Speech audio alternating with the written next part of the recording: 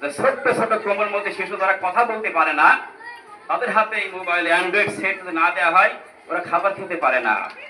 খাবার খাচ্ছে, এদিকে তাকিয়ে আছে, এই খাবারে কোনো বরকত আল্লাহ দান করবেন না, বলেন আউযুবিল্লাহ। এই টাচ ফোন থেকে বাঁচানোর একটি উপায়, নবী রাসূল কর্তৃক যে শিক্ষা প্রদান করেছিলেন নৈতিক শিক্ষা, ওইটা বিশদভাবে ওটা বিস্তার করাতে হবে, তবে ইনশাআল্লাহ এই সন্তানগুলোকে সঠিক পথে আনা সম্ভব। আমান আহসানু কাওলাম মিম্মান দাআ ইলাল্লাহি ওয়া আমিলা সলিহান ওয়া ক্বালা ইন্নানি মিনাল মুসলিমিন। ওই ব্যক্তি চাইতে ভালো কথার কার হতে পারে যে মানুষকে ডাকে আল্লাহর দিকে আর নেক আমল করে এবং ঘোষণা করে আমি একজন আত্মসমর্পণকারী। কামা আরসালনা ফিকুম রাসূলাম মিনকুম ইয়াতলু আলাইকুম আয়াতিনা ওয়া ইউযাক্কিকুম ওয়া ইউআল্লিমুকুমুল কিতাবা ওয়াল হিকমাতা ওয়া ইউআল্লিমুকুম মা লাম তাকুনু তা'লামুন। মেহেরপুরের গাংনীতে বাইতুল হিকমা ক্যাডেট মাদ্রাসা ও হিফাজখানায় অভিভাবক সমাবেশ, ফলাফল ঘোষণা ও পুরস্কার বিতরণী অনুষ্ঠান অনুষ্ঠিত হয়েছে। সোমবার 23শে ডিসেম্বর বেলা 11টার দিকে উক্ত মাদ্রাসা প্রাঙ্গণে এ সমাবেশ অনুষ্ঠিত হয়। বাইতুল হিকমা ক্যাডেট মাদ্রাসা ও হিফাজখানা আয়োজিত অনুষ্ঠানে সভাপতিত্ব করেন উক্ত মাদ্রাসার প্রতিষ্ঠাতা সভাপতি ও জমিদাতা রবিউল ইসলাম। অনুষ্ঠানে প্রধান অতিথি হিসেবে উপস্থিত ছিলেন সাবেক গাংনী উপজেলা মাধ্যমিক শিক্ষা অফিসার আনোয়ার হোসেন। বিশেষ অতিথি হিসেবে উপস্থিত ছিলেন বাইতুল হিকমা ক্যাডেট মাদ্রাসা ও হিফাজখানার পরিচালক যথাক্রমে শীতলা মাধ্যমিক বিদ্যালয়ের ধর্মীয় শিক্ষক আবু সালেহ, লুৎফুন্নেসা মাধ্যমিক বিদ্যালয়ের ধর্মীয় শিক্ষক মাওলানা নাজমুস সালেহীন ও হারিয়াদহ মাধ্যমিক বিদ্যালয়ের ধর্মীয় শিক্ষক মকবুল হোসেন।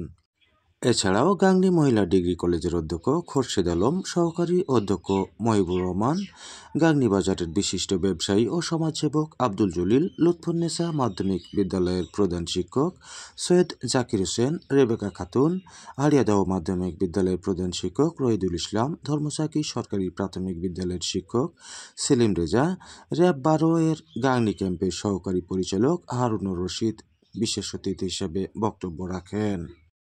অনুষ্ঠানের উদ্বোধক হিসেবে উপস্থিত ছিলেন বাইতুল হিকমা ক্যাডেট মাদ্রাসার অধ্যক্ষ সামিউল্লাহ ফেরদৌস। এ সময় অন্যান্যের মধ্যে হজরত আলী, মন্টু, আবু তাহের, মানবাধিকার কর্মী সাদ আহমদ, গাংনী রিপোর্টার্স ক্লাবের সিনিয়র সহসভাপতি মাজিদ আল মামুন, অত্র মাদ্রাসার শিক্ষক হুসাইন ফারুক, রাবেয়া খাতুন, পারুলা খাতুন, মাফিয়া খাতুন, মনিরা খাতুন, সুমনা শারমিন, শাহনাজ পারভিন, রওশনারা রোশনি, পলিয়ারা কুসুম, হাফেজ সাইফুল ইসলাম, কারি মিনারুল ইসলাম, হাফেজা ইয়াসমিনা খাতুন, হাফেজ আব্দুল জব্বার, হাফেজ দিন ইসলাম ও আলী কদর সহ মাদ্রাসার শিক্ষার্থী এবং অভিভাবকগণ উপস্থিত ছিলেন। অনুষ্ঠানের শুরুতেই পবিত্র কোরআন থেকে তেলাওয়াত করা হয়। পরে পরিচিতি পর্ব এবং যথারীতি বাংলা, আরবি ও ইংরেজিতে বক্তব্য, আন, নাচ সহ বিভিন্ন বিষয়ে প্রতিযোগিতা অনুষ্ঠিত হয়। পরে অনুষ্ঠানের দ্বিতীয় পর্বে ফলাফল ও বিভিন্ন ক্যাটাগরিতে প্রতিযোগিতায় অংশগ্রহণকারী বিজয়ী শিক্ষার্থী, শিক্ষক ও অতিথিদের মাঝে পুরস্কার বিতরণ করা হয়। তো চলুন যাই, জেনে আসি বিস্তারিত। সন্তানরা যেন এখানে এমন শিক্ষা পায় যে তারা যেন তাদের নিজের আদর্শটাকে তারা ধরে রাখতে পারে। ভালো মানুষ হিসাবে গড়ে উঠতে হলে মাদ্রাসা শিক্ষা অর্থাৎ ধর্মীয় জ্ঞান তার অবশ্যই থাকা প্রয়োজন। কারণ বর্তমান প্রেক্ষাপটে দেখা যাচ্ছে যে বিভিন্ন ক্ষেত্রে জাতীয় পর্যায়ে যারা নেতৃত্ব দিচ্ছে তাদের ভিতরে ধর্মীয় অনুভূতি, ধর্মীয় মূল্যবোধ না থাকার কারণে আজকে আমাদের সমাজ ব্যবস্থা ভেঙে পড়েছে। আমি মনে করি একমাত্র ধর্মীয় শিক্ষাই মানুষকে প্রকৃত মানুষ হিসেবে গড়ে তুলতে পারে।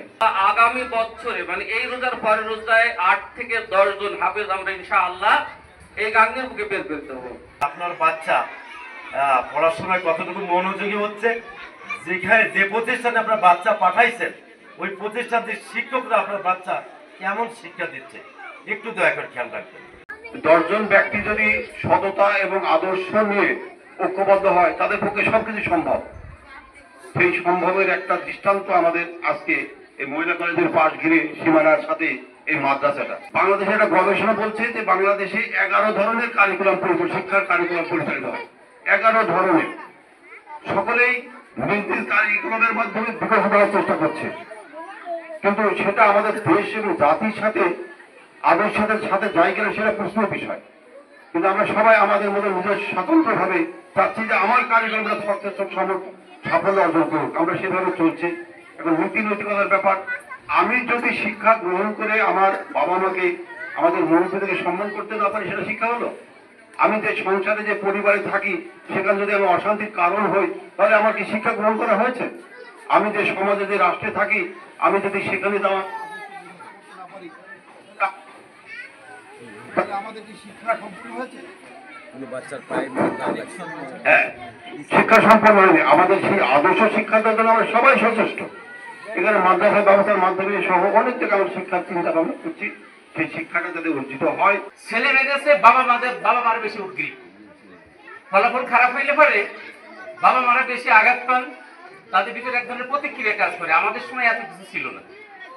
তো যে ঘটনাগুলো ঘটে সেটা কেমন, পরীক্ষার ফলাফল যাতে একটু খারাপ হয় তাহলে বাচ্চার উপরে আমরা অনেক মা বাবা রাগ করি, অত্যাচার করি, আবার অনেক সময় কিন্তু পিঠের উপর কিলো পড়ে, এরকমের ঘটনাও কিন্তু ঘটে। আমি একটা কথা আপনাদের বলি, এরা কিন্তু ছাত্র, এরা কিন্তু ভুল থেকে শিক্ষা নেবে। আজকে ভালো হয় না, কালকে কিন্তু ভালো হবে। সুতরাং আমি আপনাদের কাছ থেকে একটু ওয়াদা চাচ্ছি যে ফলাফল যাই হোক না কেন, আপনারা বাচ্চাদের কিন্তু বকাঝকা করবেন না, ঠিক আছে? শিক্ষা প্রতিষ্ঠানের বয়স হলে 2টা বছর, আমরা 23 সালে শুরু করছি, 23-24 অনেক প্রশাসনিক ভাবে অনেক দুর্বল। আর বারবার বলা হচ্ছে জমির কথা, হয়তো আমার ইচ্ছা আছে, আমার 1 লাখ জমি না। আমি আরেকবার বলেছি, আমি যদি আল্লাহ বাঁচিয়ে রাখে এই ধর্মীয় অনুষ্ঠান বা প্রতিষ্ঠানটা আমার নিজের জমিতে করার আমি চিন্তা ভাবনা করেছি। এবং করার আমার আল্লাহ, আপনারা সবাই আমাকে দোয়া করেন, আল্লাহ আমাকে সুস্থ যদি রাখে। তো আমি সভাপতি হিসাবে একটা কথা বলছি, আমি প্রতিষ্ঠানটা যেভাবে হোক খেলা করার চিন্তা ভাবনা করবো এবং জমিতে করার চিন্তা ভাবনা করবো। আর ভালো মানুষ গড়ার জন্য যে প্রতিষ্ঠান আমার আল্লাহ বললেন, আমার রাসূল বললেন, কোরআনের শিক্ষা, কোরআনের পড়া, এই পড়াটার সাথে আপনাদের একাত্মতা থাকতে হবে। প্রথম স্থান অধিকার করেছে সাইদি সাহেব, আলহামদুলিল্লাহ। কোরআনের পাখির নামের সাথে নাম রেখেছে মা সাইদি। সাইদি, আমরা সাইদির শেষ করে দেব আমরা। আর সাইদি এরপরে আসবে প্লে শ্রেণীর প্রথম স্থান অধিকার নাফিসা তাবাসসুম। নাফিসা তাবাসসুম আমরা যৌথভাবে স্যার ওখান থেকে আমাদের অতিথিবৃন্দ ওখান থেকে পুরস্কার দিবেন। প্রথম শ্রেণীর আয়েশা খাতুন চলে আসো। জিনিয়া ইসলাম। জীবনী না করিলাম বন্দেগী, গুনাহ করে কাটাইলাম জিন্দেগি। তওবা করে আবার তওবা ভাঙ্গিলাম, অবশেষে খাঁটি তওবা করিলাম।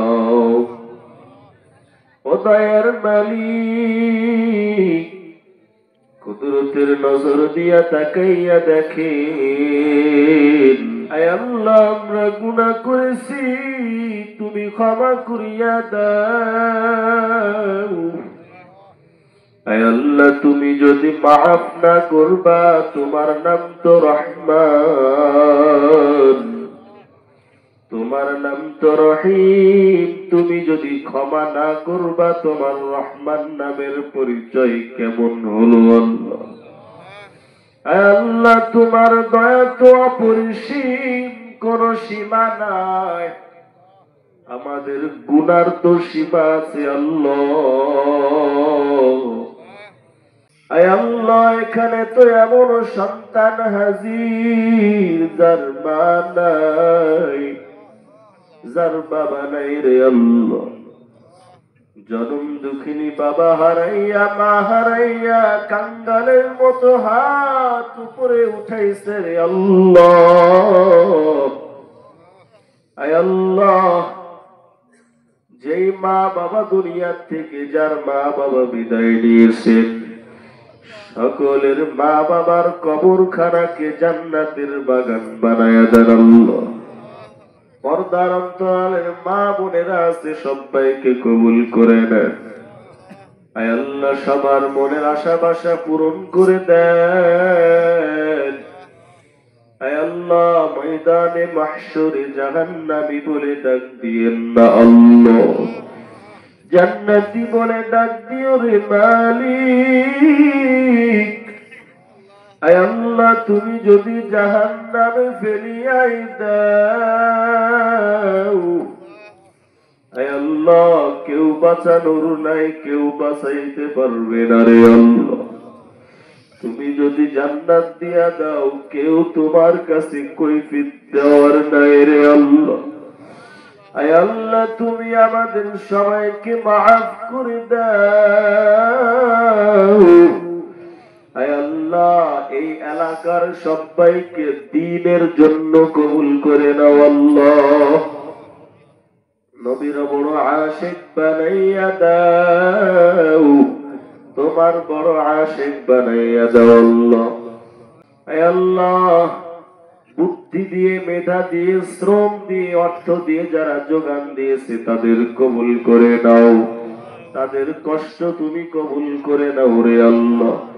সুবহান রাব্বিকা রাব্বিল ইজ্জাতি আম্মা ইয়াসিফুন ওয়া সালামুন আলাল মুরসালিন ওয়ালহামদুলিল্লাহি রাব্বিল আলামিন।